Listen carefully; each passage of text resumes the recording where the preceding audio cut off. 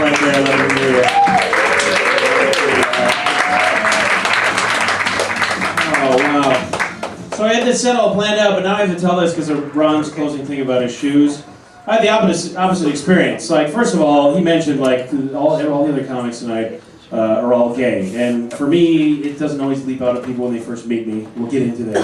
But I did a show at, like, this, like, casino in the Upper Peninsula of Michigan.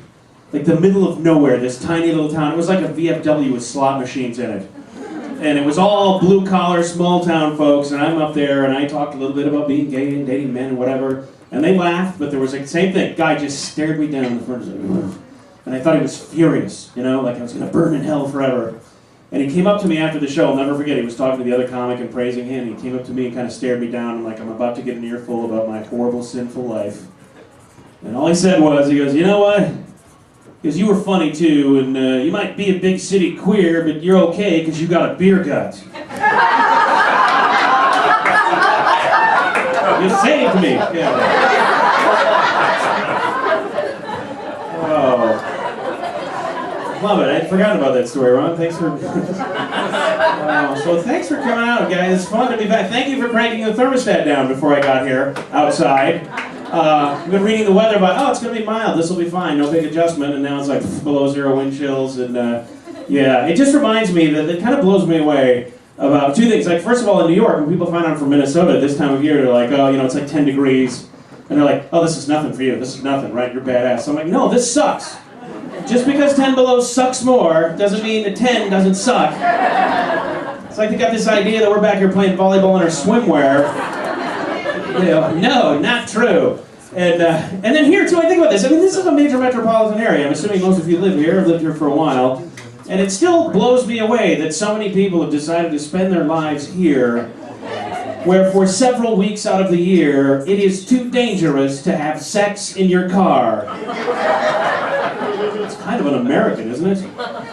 You know, you think about it, when it's 20 degrees, you can get away with that. Oh, we're stuck in the snow, you know what we gotta do? Conservation of body heat, we all grew up learning that. Get under this blanket I've handily brought along, you know. And I read somewhere that we're supposed to take our clothes off. That makes it more effective.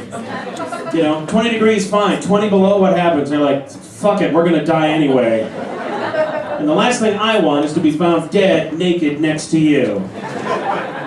That's a special kind of rejection. I've prepared myself for the afterlife, and as they dig out our frozen corpses, I just want one thing to be clear: there was nothing going on here.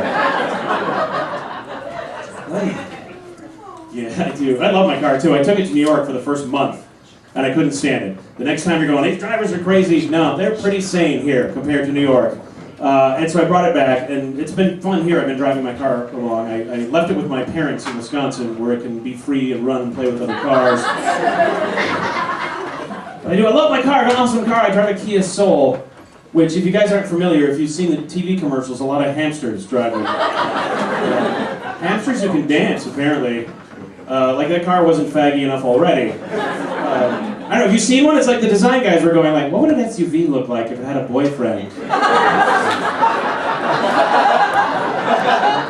Hey, let's take a hatchback and butch it up just a little. That's my car. So yeah, I did. I grew up in the area. I grew up in western Wisconsin. I lived here for a lot of years. I moved to New York about 10 months ago.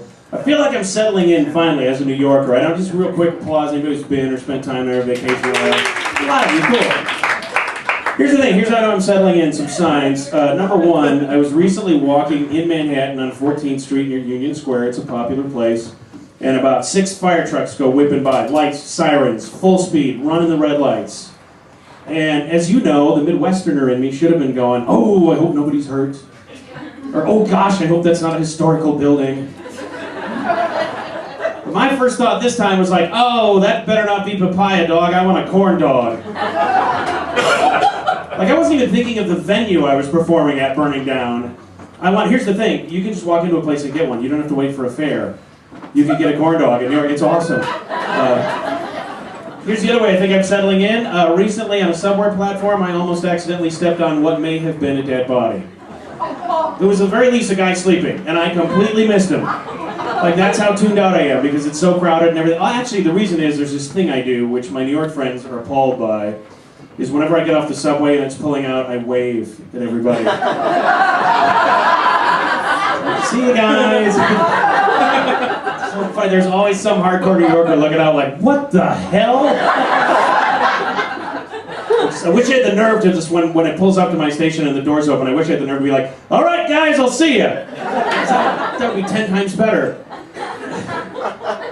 But I am. It's so funny in New York because it's like when you're there, especially if you're a comedian, if you're a performer, they're like, all right, don't be a tourist. Don't look up at the tall buildings. Don't stare at people. Don't stare at the weirdos. Don't talk to the homeless guys. You're cool. You're too cool for all of that. And I've tried to be that. Right? One night there were guys having happy hour on a subway train. They were digging in a gym bag. They had hard liquor and mixers and ice glasses. They had a regular bar going down there. I'm like, cool, party on, dudes. That's great.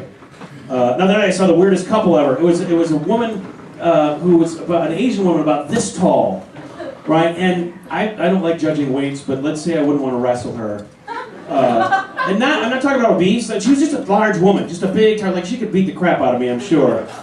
But with her is this man, little white guy about this tall, about 80 pounds, soaking wet. And you're like, well, that's whatever. People find love wherever. But we're riding the subway, and they're so into each other. They're just staring into each other's eyes and caressing each other and speaking in soft whispers and kissing. And I'm staring at this going, I don't know how this night's not going to end without someone getting seriously injured. And plus, I couldn't have sex for like a month after that because that kept popping in my head. You know, just this picture of like a beetle climbing on a watermelon. It's like, ha! But at the same time, I didn't stare. I was like, they found love. That's awesome, you know? But this one stopped me dead. And hardcore New Yorkers, people I know there that have been there forever, said, yes, this is weird even for this town. Is I got on a subway train and encountered a man with a squirrel on a leash. Yes, bizarre. For reals. And here's the thing. These young ladies, right, it's this young guy, these hipsters, you know, these guys, there's this place called Williamsburg where they dress like lumberjacks because it's ironic. You know, huge beards and flannel shirts in July. And it's like, we don't even do that here. We should dress like that here. But this guy, these girls are like, oh, you're so cute, that squirrel's so cute, he's adorable, look at him, and he's just eating it up. He's like, this is my pet, man, I got him a month ago, I trained him, he does tricks, he's super cool. And a couple of us are standing off to the side, and we're going, bullshit. That thing, the leash is a shoestring tied around its neck. The thing's terrified, the eyes are this big, and it's climbing around on this guy like this. Just like, if it could be screaming, it'd just be like, ah, ah, ah. And so now we're scared, we're on there going, all right, we're under the earth here. If this thing breaks loose and starts running around in here, there's going to be a stampede. People are going to get hurt. People might get killed. Could you imagine that back here? My friend's going, Tom, he finally followed his dream and packed up his stuff and moved to New York. And he died. Like, oh my God, was it a mugging? Was it a gang killing? No, it was a squirrel on the subway. Like, you don't want that in your eulogy at all. So here's the thing I noticed recently, and Ron kind of mentioned this, and your reaction tells me you're a hip enough crowd to talk about this. And you've heard of marijuana, from what I'm gathering. Yeah, and first, to preface this, I need to explain that I'm a little bit older than I look. And by that, I don't mean 29. Yeah. But here's the thing, the reality actually surprises people. I'm not going to lie, because you're a cool audience. I'm 47 years old. Thank you very much. Thank you, I do. I look awesome. Here's the thing though, I look like this, but I am actually still aging. So my body is kind of starting to betray me in subtle ways. Like I look young enough that like I go to swanky bars and clubs and I still get carded. And I'm like, I feel like $1 million, I got carded, look at me all young and cool. And then I get in there and I get the drink menu and I have bifocals on, so I'm doing all this. It really undercuts you. You don't feel so hot. So here's an observation I had. It's like, you know, when people that like comedians, a lot of comedians talk about marijuana, everybody says weed now. Weed, here's some weed jokes. You got any weed? Let's buy some weed. You want to sell some weed? It's weed, weed, weed. And everybody knows what you mean. But I remember the 1970s when nobody said weed, everybody said grass. Let's smoke some grass, man. And I started to wonder, is that just a language thing, or was the stuff in the 70s a little bit better than it is now? Like, grass devolved into weed. Some guy in '82 was like, you can't call this grass. And it makes me wonder if you go back into the 60s, if there's something we didn't know about that was really great called like flower arrangement. And if so, where are we headed? In 10 years, are we going to be like, let's sneak out the car and blaze up some AstroTurf, man? That would be kind of terrifying. This is a thing, this is kind of a new thing for me too, is I don't know if there are any like tech nerds or gaming geeks in the house. I have to confess, even at my advanced age, I am absolutely addicted to the game Skyrim. Yeah, it's not the filthy, dirty thing it sounds like when I say it. Yeah, and again, I'm old enough that I grew up playing Dungeons & Dragons, huge nerd stuff, dice, paper, whatever. This is a video game that's pretty much the same thing. You got a dude, you go adventuring, but here's the funny thing. Like, I've amassed treasure, I just bought a house. That's probably the only time in my life I'm ever going to say that. I did it in a video game. Yeah, and it's amazing because I'm at an age where I shouldn't be hooked on a video game. I should be yelling at my kids for being hooked on a video game. And here I am, doing it. So that's my latest obsession. So so it's wonderful to be back in the Midwest. I spent most of my comedy years here. Talking about a lot of things, and I talk about the gay thing a lot too. And I mentioned at the top that a lot of times people, when they first meet me and talk to me for a little bit and then find out, like they're kind of surprised. And I get it. One of the things is I did not come out until I was older. I was 30 years old when I came out. And a lot of people ask the same question. They're like, well, what happened? Didn't you know? Was that, you didn't know, right? I'm like, is that a realistic scenario for anyone you know? That, you meet a guy and he's like, oh, I got a wife and kids, I live in the suburbs and everything, but boy, the weekend rolls around, I just can't keep that dick out of my mouth. No, that's ridiculous.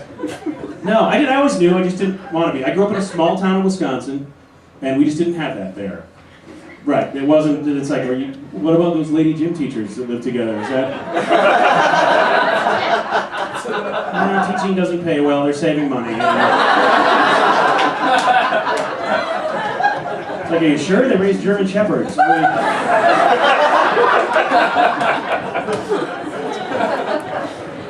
Yeah, so I did. I had a late start. And I do it, so I didn't change a lot. I still going to be a builder. I kept a lot of the same friends or whatever. Because I've had people that, they kind of live one way and then they come out and also it's like, here I am, and I just didn't do that. I do have the glittery, shiny center in there. And it does leak out occasionally, which is fun.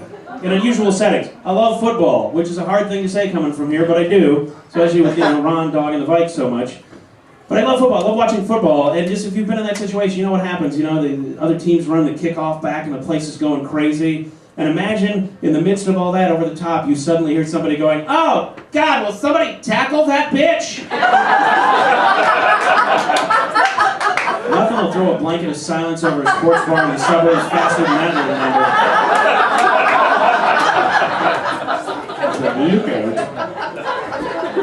But it's been fun traveling around talking about it. A couple of quick stories about that. I once went to a very small town in South Dakota. It's not going to be as terrifying as you think. 10% of the town was there, 30 people, in the only place open after dark. It was wonderful. They were great folks. We were having fun, and I kind of started doing, riffing on being gay like I'm doing now. And they got a little quiet, and I thought, oh, are they nervous? Let me find out. So I just said, well, what's going on? Have you guys never seen a gay guy before? And without missing a beat, a guy in the front's like, oh no, we have one of those here. And I'm like, what the hell does that mean? If you stopped for gas and you grabbed him? Is it... Finally, our town will be decorated. Is he chained in the mayor's basement? He does everyone's hair? What's happening here? And then they're getting defensive, like, no, he's from here. And I'm like, well, you're really proud. Like, is he a tourist attraction out here? Is that, is it a big deal? It's like, hey, you feed some marshmallows to the queer guy. It's fun. It's like, what? So finally I asked him, I said, what's going on? What is it? And they go, oh, no, he's a great guy. As a matter of fact, after the show, we're going to call him because you should meet him. I'm like, oh, now I get it. And I was like, well, no thanks, I'm fine. Now I'm worried like they're going to drug me and then I'm going to wake up in the morning being thrust into a small house. We found you a mate. Great, thank you. So this is the other one. I love this one.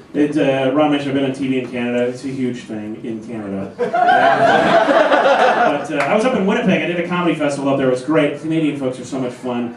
And it's weird. You know, we're kind of getting to where more and more people I meet, like, really don't care what I do in my private life or whatever, as long as I'm funny on stage. In Canada, they're even way farther past the whole thing nationally. Like, you know, they had legal marriage for a long time and everything. And, like, as an example, you can go up to the biggest redneck-looking guy in Canada and be talking to him and just comfortably talk about it. Because they'll be like, so, you got, like, a wife or a girlfriend or something? It's like, well, no, I'm into guys. It's like, oh, you're into guys, eh? Okay. Hey, you still like hockey, though. Of course I do. I'm Minnesota, I love hockey. Besides, it's a lot of young, athletic men, and many of them have no teeth, so what's not to like? Oh, Wild fans. I've ruined it for you, haven't I? So I'm going to leave you with a couple of things. This is kind of a fun thing for me. I found love in New York, which is wonderful. I have a boyfriend out there who's the super coolest guy ever. Here's the best part. He's 20 years younger than I am. People are like, is that weird? And I'm like, yes, because he has the money and the steady job. And I'm the one that likes Katy Perry. Yeah. It's fun too. I'm into a relationship. Oh God, I can never say I'm banging a black guy. Can I just say that? He's awesome. It's fun, but it's weird. Again, growing up in the small town of Wisconsin, because this happened one time. Is we were having breakfast. He offered me an orange. I gave up on oranges as a child because I could never peel them. Right? It was awful. He's like, you want an orange? I'm like, yeah. He peels it in like 10 seconds. So here's what I do, Mr. Small Town Wisconsin. I'm telling my roommate about it later, and I go, hey, he peeled this orange. It was amazing. It's like he's got monkey fingers or something. Yeah, you can't say that. My only defense is I grew up in a small town so small and so white that when I was in high school, nobody thought it was bad for one of my classmates to dress up for Halloween as Aunt Jemima and hand out pancakes to the children.